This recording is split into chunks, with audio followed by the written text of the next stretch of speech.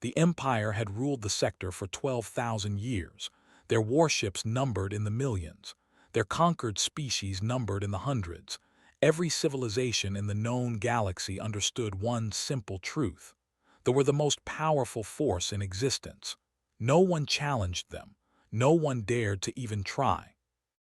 This was the way things had been for longer than most species could remember. The controlled trade routes, harvested resources from countless worlds, and crushed any hint of rebellion before it could grow. They believed themselves to be the masters of all creation. They believed nothing could ever threaten their dominance. They were wrong. On what seemed like an ordinary day in the capital system, something impossible happened. A ship appeared out of nowhere. It materialized in the heart of their most protected territory, bypassing every sensor grid, every patrol route, every defensive measure they had spent centuries building. The ship was small by standards. It measured only 400 meters in length. Its hull was gray and angular, covered in strange markings that no database could identify. On its side, painted in white letters, were words in an unknown language. USS Defiance. Commander Jake Harrison stood on the bridge of that ship, staring at the holographic display in front of him. Red warning lights flashed across every screen.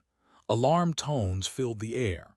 His crew moved quickly at their stations, trying to make sense of what had just happened. Jake was a tall man with short brown hair and calm gray eyes. He had served in the United Earth Navy for 22 years. He had seen combat, survived disasters, and led his crew through situations that would have broken lesser officers. But he had never seen anything like this. "Report," he said, his voice steady despite the chaos around him. Lieutenant Commander Lisa Monroe turned from her station. She was his executive officer, a woman with sharp features and even sharper instincts. Her face was pale as she studied the data streaming across her console. "Sir, the jump drive malfunctioned during our transit. We overshot our destination by a factor I cannot even calculate. We are nowhere near Earth. We are nowhere near any charted territory." She paused and took a breath. "I am detecting massive energy signatures all around us. Thousands of them. They appear to be warships." Jake processed this information without showing any emotion on his face. He had trained himself long ago to remain calm when others would panic. Panic got people killed. Clear thinking kept them alive. "Can you identify the ships?" Lisa shook her head. "Nothing in our database matches their design. These are alien vessels, Commander. We have made first contact." The words hung in the air like a weight. First contact. Humanity had wondered for centuries whether they were alone in the universe. They had searched the stars, sent probes into the void, and listened for signals from distant worlds. Now, by pure accident, they had found their answer. Before Jake could respond, the communications console lit up. Lieutenant Amy, a young woman with black hair tied back in a practical bun, looked up with wide eyes. "Sir, we are being hailed. Multiple frequencies. I am detecting over 300 warships moving toward our position." Jake nodded slowly, put it on the main screen. The flickered and then displayed an image that would haunt human history books for generations. The creature that appeared was tall and with a body covered in iridescent scales that shimmered like oil on water. Its head featured two massive compound eyes that reflected the light in dozens of colors. Mandibles clicked beneath those eyes as the creature spoke. "Unknown vessel." The voice came through a translator, flat and mechanical. "You have violated the sovereign space of the Empire. You will surrender immediately. You will power down your weapons. You will prepare to be boarded. Failure to comply will result in your immediate destruction." Jake studied the alien for a long moment. He had imagined first contact many times during his career. He had pictured peaceful exchanges, careful diplomacy, the slow building of understanding between species. He had not pictured this. "I am Commander Jake Harrison of the Earth vessel Defiance," he replied, keeping his voice calm and reasonable. We mean you no harm. We experienced a navigation malfunction and arrived here by accident.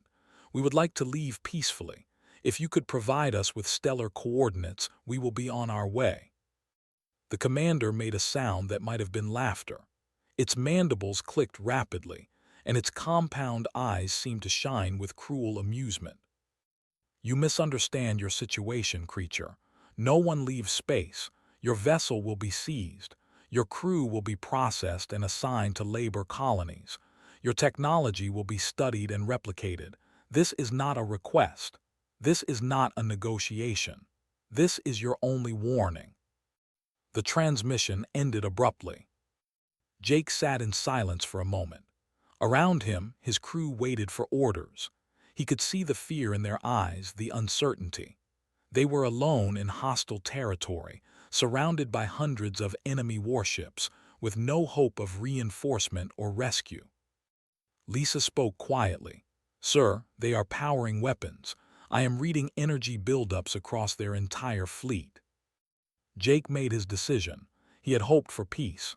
He had offered peace, but he would not sacrifice his crew to satisfy alien arrogance. "Red alert," he said calmly. "All hands to battle stations. Raise shields and charge the main batteries."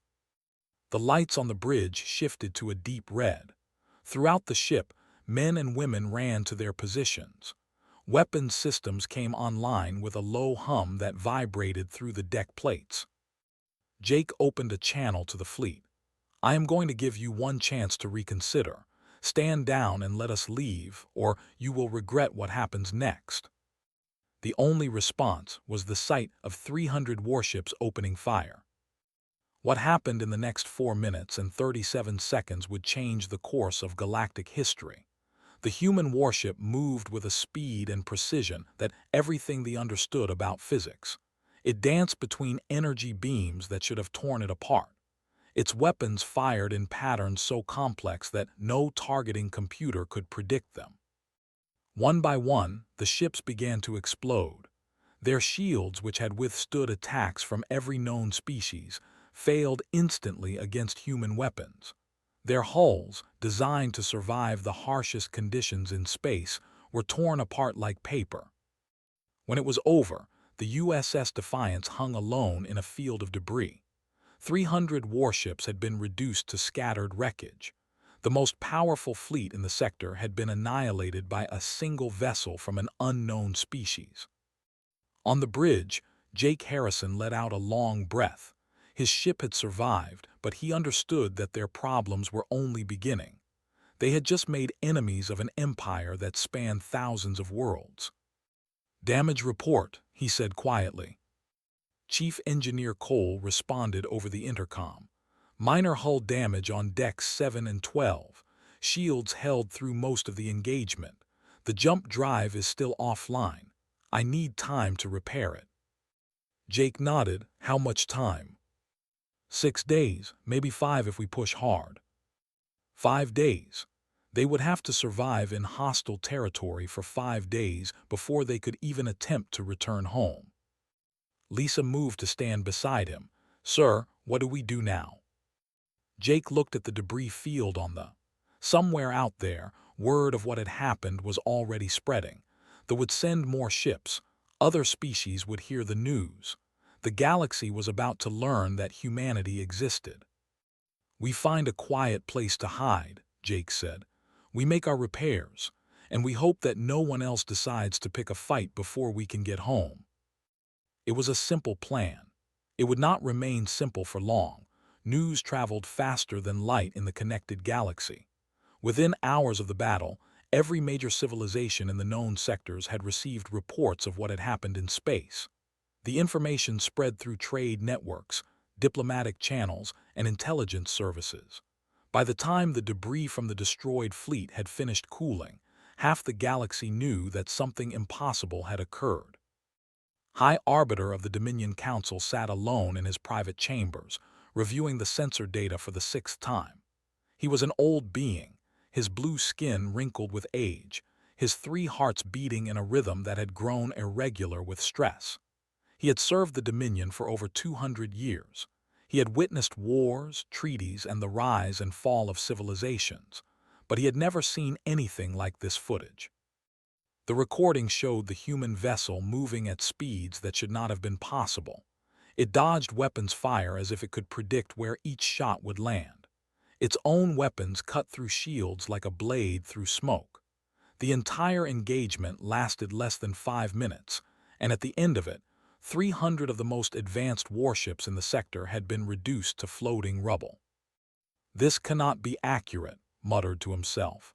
They had fifth-generation plasma barriers. Nothing in existence can penetrate them so easily. His aide, a young diplomat named, entered the chamber with more reports. Was eager and intelligent, but even he looked shaken by the news. "High Arbiter, the data has been by 9 independent sources. There is no error. The human vessel employed weapons technology that our analysts cannot identify.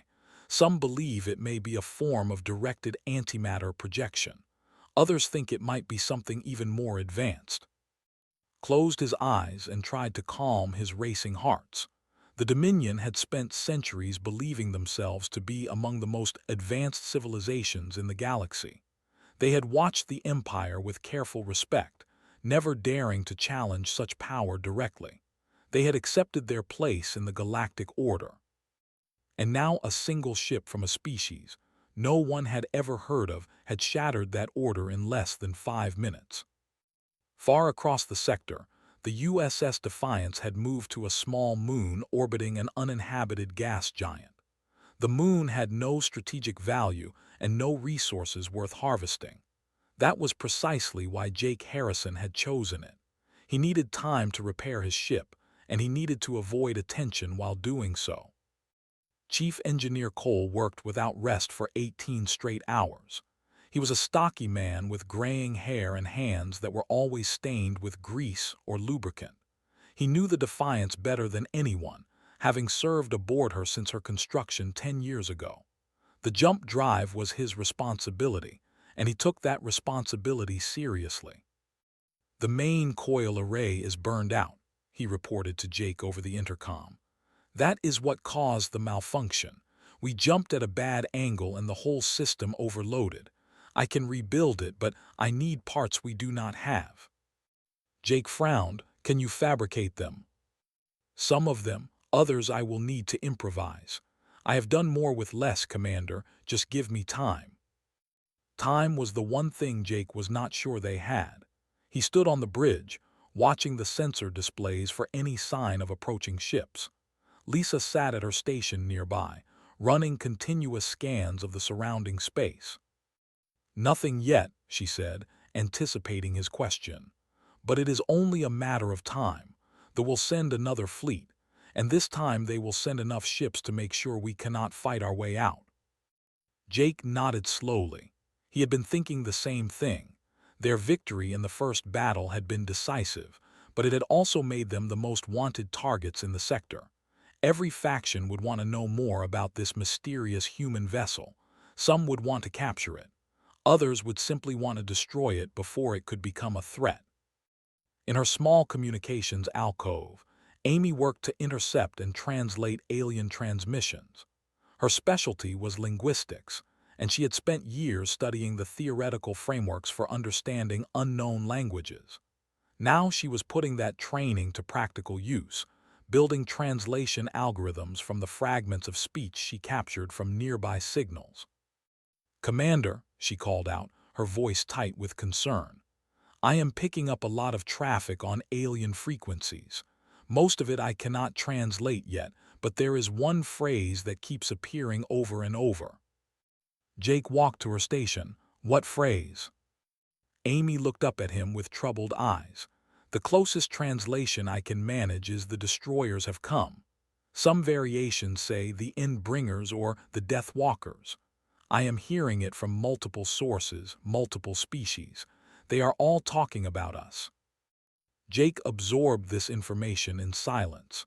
He had hoped that their arrival might be seen as a curiosity, perhaps even an opportunity for peaceful contact. Instead, they had become a source of terror.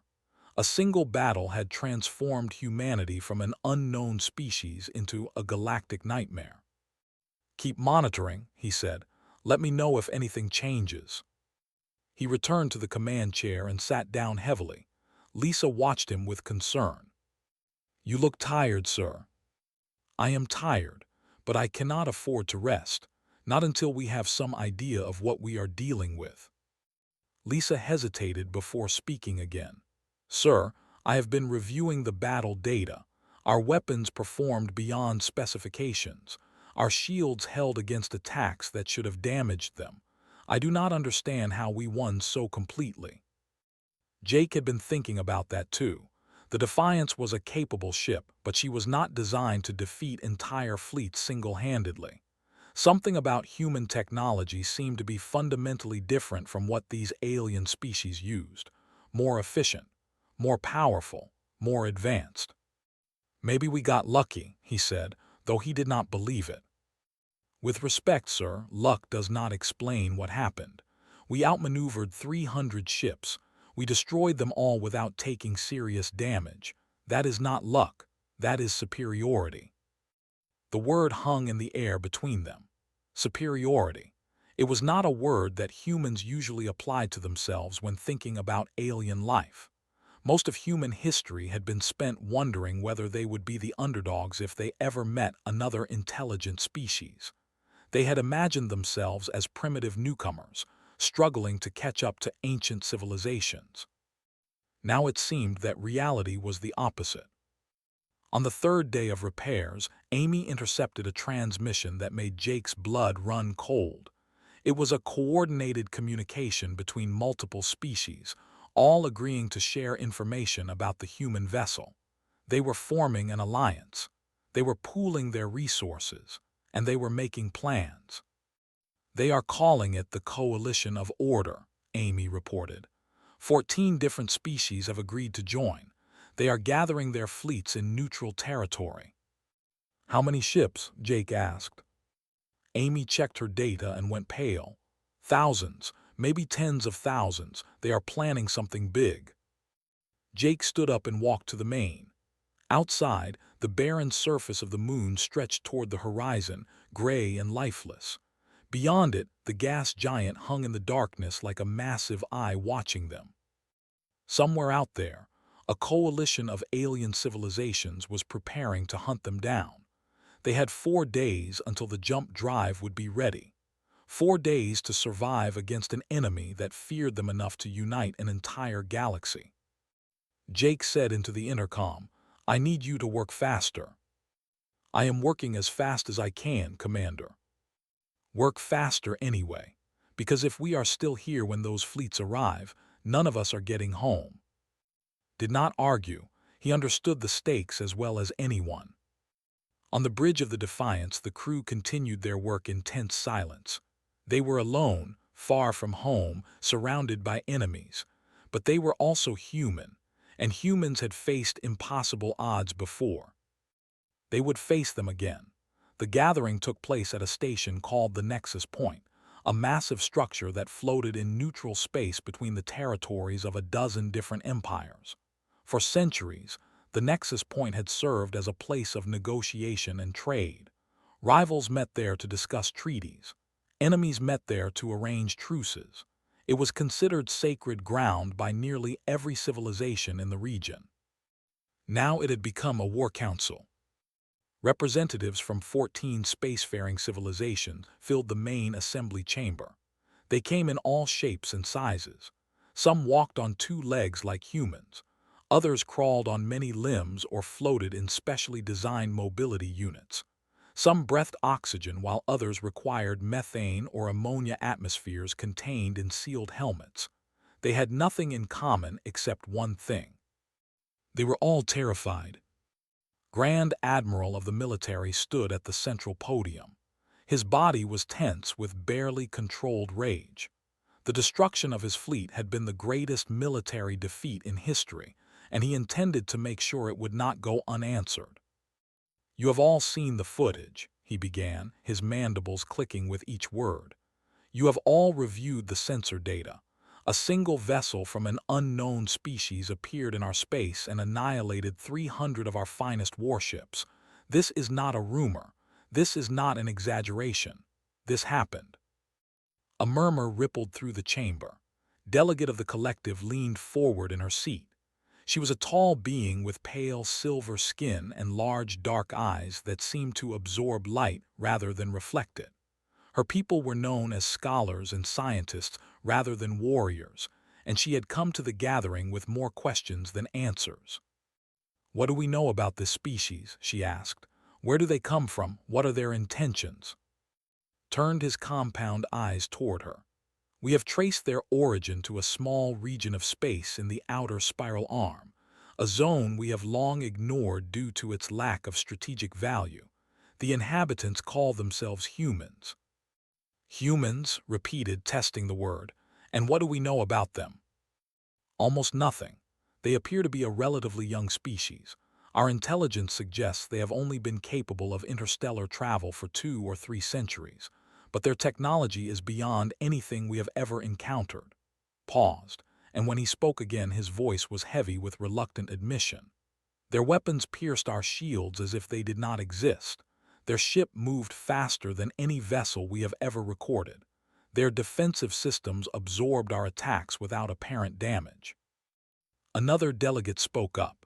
This was High Warden of the Federation, a massive being with gray, rocky skin and 4 powerful arms. His people were known as warriors, and they had fought to a standstill in a border war 3 centuries ago.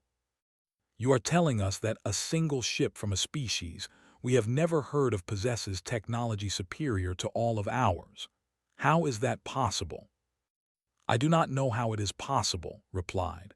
"I only know that it is true, and I know that if these humans have more ships, if they have fleets, then none of us are safe. They could conquer the entire sector if they chose to." The chamber erupted in anxious discussion. Species that had been rivals argued with each other about what to do. Some called for immediate military action. Others suggested attempts at diplomacy. A few proposed simply fleeing to distant regions of space where the humans might never find them. Listened to it all with growing unease. Something about the situation did not make sense to her. If the humans possessed such overwhelming power, why had they not already attacked? Why had their ship been alone? Why had their commander offered to leave peacefully before the fighting started? She tried to raise these questions, but her voice was lost in the chaos. Eventually, Grand Admiral restored order by slamming his armored fist against the podium. The sound echoed through the chamber like a thunderclap. "Enough! We did not gather here to argue among ourselves. We gathered here to address a threat that endangers all of us. The humans have demonstrated that they can destroy any fleet we send against them. Our only option is to combine our forces. Together, we may have a chance. Alone, we will fall one by one." High Warden rose to his feet. "The Federation agrees. We will commit our entire battle fleet to this effort." Other delegates began to voice their agreement. One by one, the 14 species pledged their military resources to a combined force. By the end of the session, they had agreed to assemble the largest armada in galactic history. 12,000 warships from 14 different civilizations would unite under a single command structure.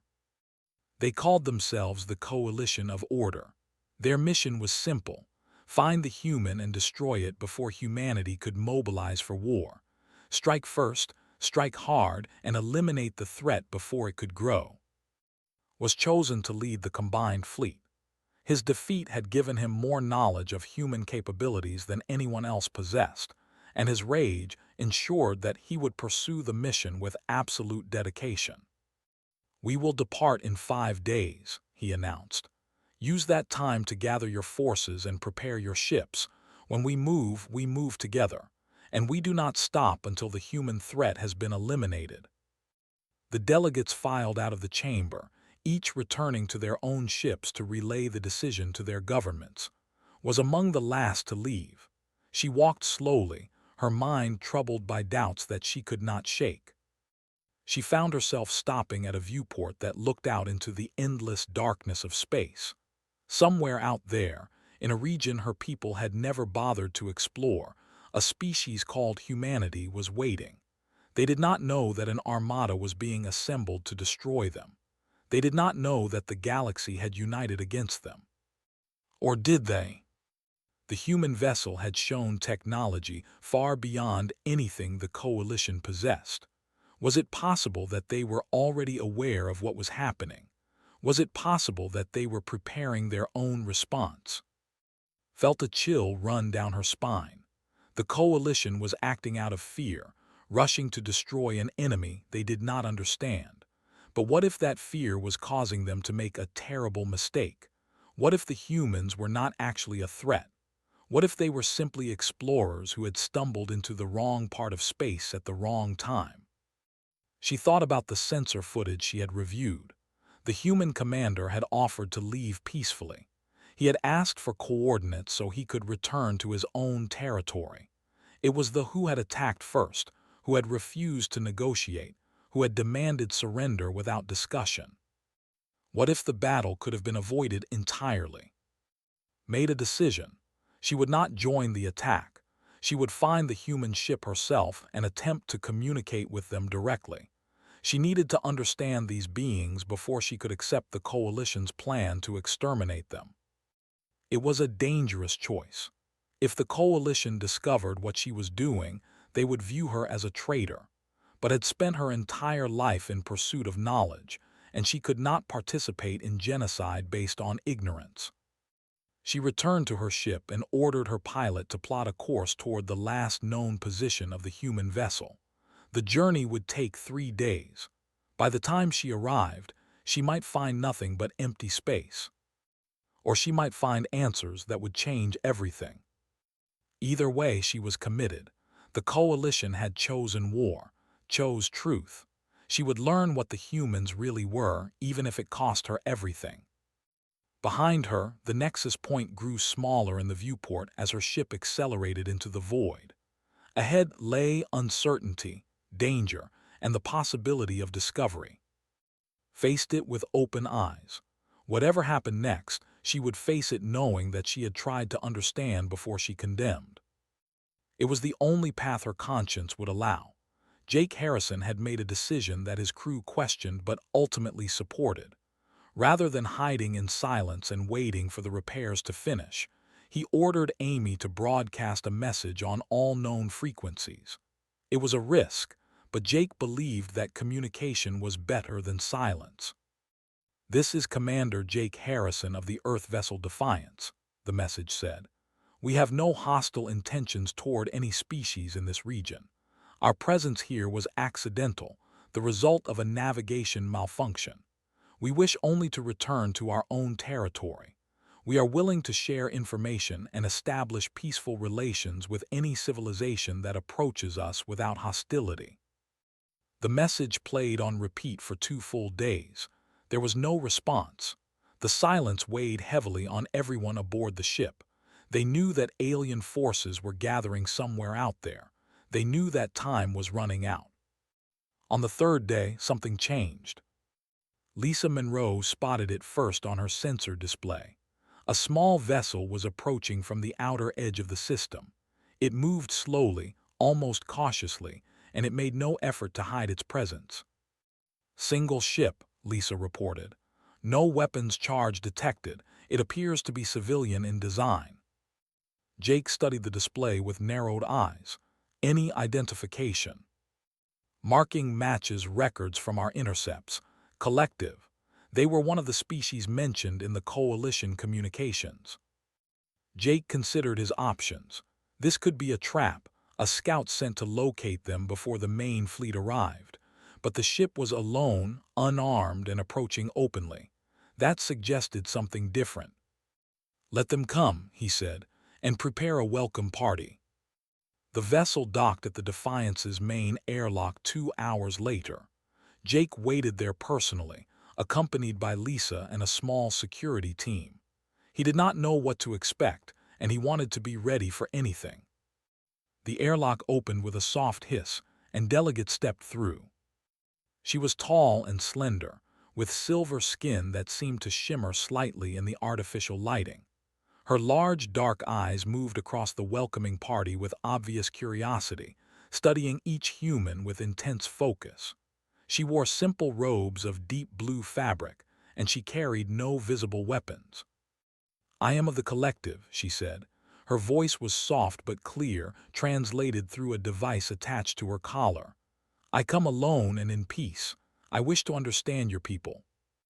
Jake stepped forward and extended his hand, a gesture that seemed to puzzle until Amy quickly explained its meaning, then reached out and touched his hand gently with her long fingers, completing the greeting. "I am Commander Jake Harrison. Welcome aboard the Defiance." What followed was the most important conversation in galactic history, though none of them understood that at the time. Jake gave full access to the ship's historical database. He had nothing to hide, and he believed that honesty was the best foundation for any relationship. For hours, sat in the ship's small library, absorbing information about human history, culture, science, and society. She learned about the wars that had shaped human civilization, the great conflicts that had killed millions, the struggles for freedom, for justice, for survival. She learned about the disasters they had overcome, ice ages that had nearly wiped them out, plagues that had decimated their population, environmental crises that had threatened their entire planet. And she learned about their achievements, their art and music and literature, their scientific discoveries, their exploration of their own solar system and their eventual reach toward the stars, the journey from primitive creatures to spacefaring civilization, compressed into a span of time that seemed impossibly short. 300 years, said, her voice trembling with disbelief. You developed interstellar travel in 300 years. Lisa nodded. A little less, actually. Our first powered flight was about 4 centuries ago. We reached our nearest planets within 100 years after that.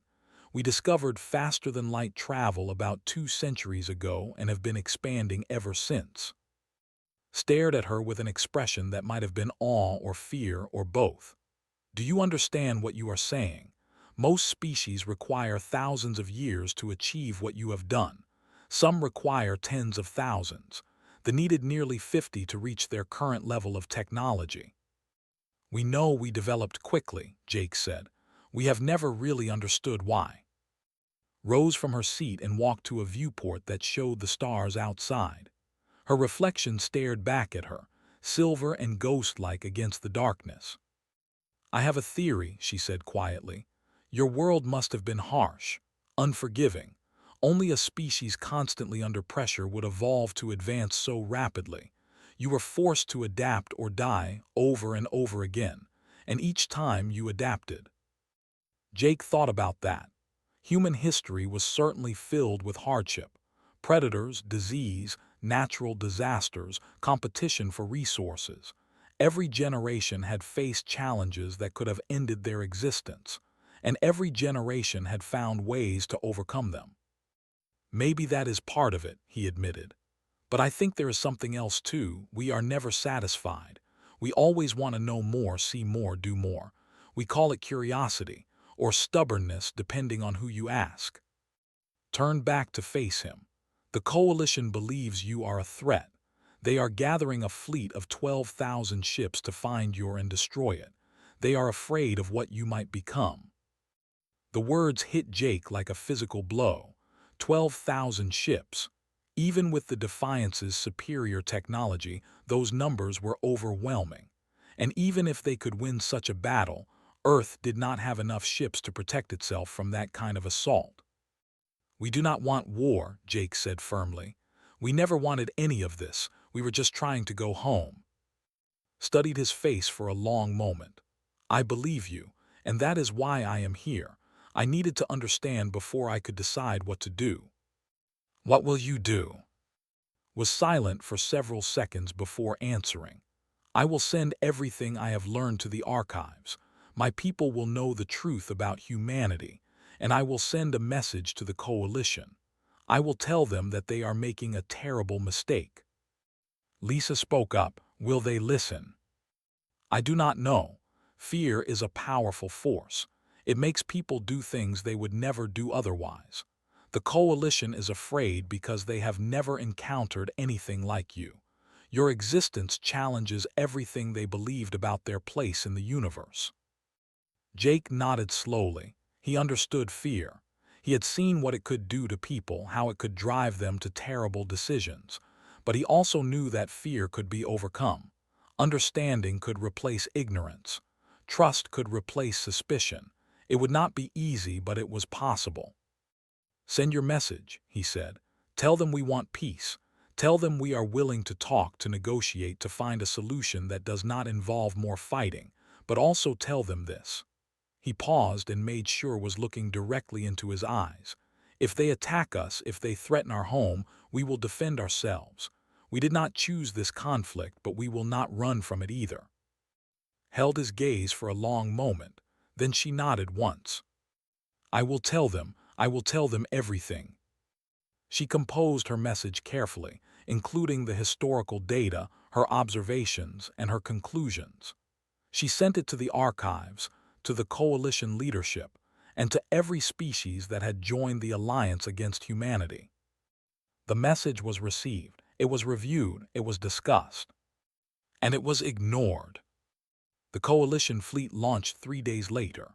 The coalition fleet emerged from hyperspace at the edge of human territory like a storm rolling across an empty plain. 12,000 warships from 14 different civilizations filled the void, their combined firepower representing the greatest military force ever assembled in recorded galactic history. Grand Admiral stood on the bridge of his command vessel, watching the sensor displays with cold satisfaction. Begin long-range scans, he ordered. Find there. His officers obeyed instantly. Data flowed across their screens as they mapped the region and searched for signs of human civilization. They expected to find a small colony, perhaps a few dozen worlds at most. What they found instead made mandibles click with sudden unease. Admiral, his sensor officer reported, we are detecting human vessels, 17 of them. They are moving to intercept. Turned his compound eyes toward the tactical display. 17 ships. The coalition outnumbered them by a factor of more than 700 to 1. By any rational calculation, this should have been a slaughter. But had seen what a single human ship could do. And now he found himself wondering why these 17 were not retreating. Admiral Diana commanded the human defense fleet from the bridge of the USS Liberty. She was a veteran officer with 30 years of experience, gray hair cut short and practical, and eyes that had seen more battles than she cared to remember. She had received Jake Harrison's distress signal 4 days earlier and had been tracking the coalition's approach ever since. Admiral, her tactical officer reported, the enemy fleet is holding position. They appear to be scanning the area. Diana allowed herself a small smile.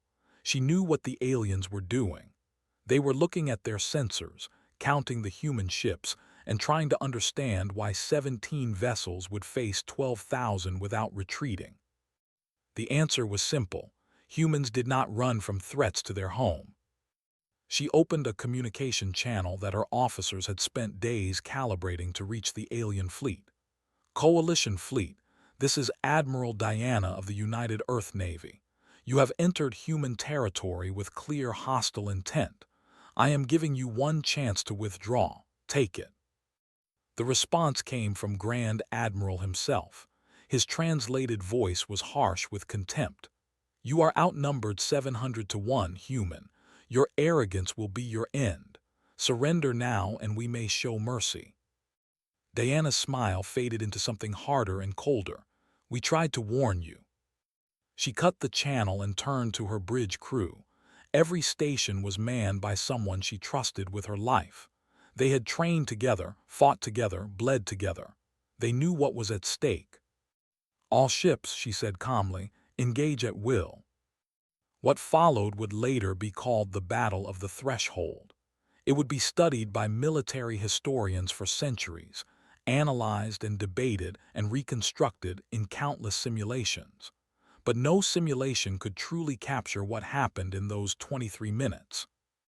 The human ships moved with a speed and coordination that everything the coalition understood about space combat. They did not form defensive lines or protective formations. Instead, they attacked. They plunged directly into the heart of the enemy fleet like wolves tearing into a herd of prey. Coalition ships began to die almost immediately. Their weapons fired in desperate salvos, but the human vessels dodged and weaved through the incoming fire with impossible precision. Their shields absorbed what hits did land, shrugging off attacks that should have been devastating. And then the human weapons spoke. Each human ship carried a complement of Nova-class torpedoes. They were originally designed for use against heavily fortified planetary installations. Against starships, they were devastatingly effective. A single torpedo could gut a cruiser. 3 could split a battleship in half. The humans launched them in waves, each strike perfectly calculated to maximize destruction. Grand Admiral watched in horror as his fleet was torn apart around him. Ships that had survived wars spanning centuries were reduced to expanding clouds of debris in seconds. Commanders who had led their forces through countless victories died screaming as their bridges were blown open to the void. "All ships fall back," screamed into his command channel. "Retreat, retreat." But retreat was not easy when your enemy moved faster than you could run. The human ships pursued the fleeing coalition vessels, picking them off with ruthless efficiency. They showed no mercy, gave no quarter, asked for no surrender. They fought the way a species that had spent its entire existence struggling for survival fought. They fought to win. When it was over, the human fleet reformed at the center of a debris field that stretched across thousands of kilometers. 4,000 coalition ships had been destroyed. Another 3,000 were disabled and drifting, their crews dead or dying. The survivors had scattered into hyperspace, their commanders transmitting desperate reports back to their. The human fleet had lost 2 ships. 37 crew members had died. It was a victory so complete that it belief. Admiral surveyed the aftermath with no satisfaction in her eyes. She had done what was necessary to protect Earth, but she took no pleasure in the killing. Every destroyed ship represented lives ended, families broken, futures erased. Even the lives of enemies had value. "Signal the disabled vessels," she ordered. "Offer to rescue any survivors who want to surrender. We are not monsters." Her officers obeyed. Within hours, rescue operations were. Coalition crew members who had expected death were instead brought aboard human ships, treated by human doctors, and held as guests rather than prisoners. Many of them had never experienced such treatment from an enemy. In the weeks that followed, the surviving coalition members faced an impossible choice. They could continue the war and face certain extinction, or they could sue for peace and hope that humanity would show the same mercy they had shown to the survivors of the battle. They chose peace. 6 months later, representatives from 23 alien civilizations gathered on Earth to sign the Treaty of Common Understanding. Delegate had been instrumental in the negotiations, serving as a bridge between humanity and the terrified galaxy. Her message had been ignored before the battle, but afterward it was remembered. She had tried to warn them. She had tried to prevent the disaster. Commander Jake Harrison stood in the Grand Assembly Hall, watching the delegates sign the treaty one by one. Lisa Monroe stood beside him in her dress uniform, her expression thoughtful. "Think they will honor it?" she asked quietly. Jake watched the alien representatives. Some still looked hostile, others seemed curious. A few showed open fear even now, months after the fighting had ended. "Some will," he replied.